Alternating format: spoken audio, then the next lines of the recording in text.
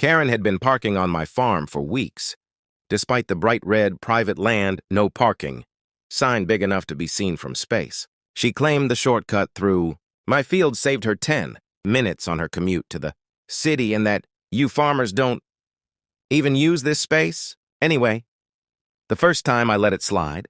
The second time I left a polite note. The third time she called me rude for touching her luxury SUV and threatened to report me to county officials for harassing a homeowner. But when I found her SUV parked smack in the middle of my freshly planted alfalfa field at 6 a.m., tires sinking into the soft soil, I decided I'd had enough. That morning, while Karen was at work, I invited my cousin, an engineer with too much free time and too little fear, over to help. Together, we built what can only be described as a medieval masterpiece. A 20-foot-tall wooden catapult, reinforced with steel cables and counterweights, sitting right at the edge of the field. By the time Karen returned, her jaw dropped as she saw the contraption, towering over her SUV like it was waiting for its breakfast. She stormed toward me, yelling that she'd call the police, the mayor, the governor, whoever it takes. I shrugged and told her she had 5 seconds to move her car.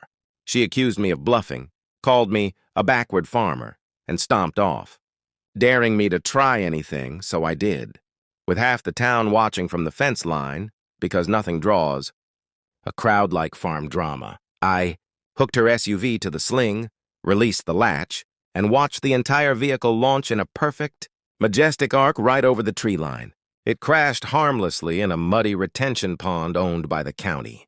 Karen arrived moments later, staring at the distant splash with her mouth open, speechless for the first time in her life.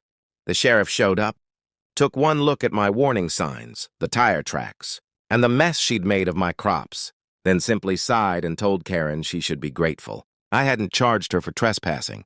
From that day on, not only did she stop parking on my field, she drove an extra 15 minutes just to avoid passing my property at all.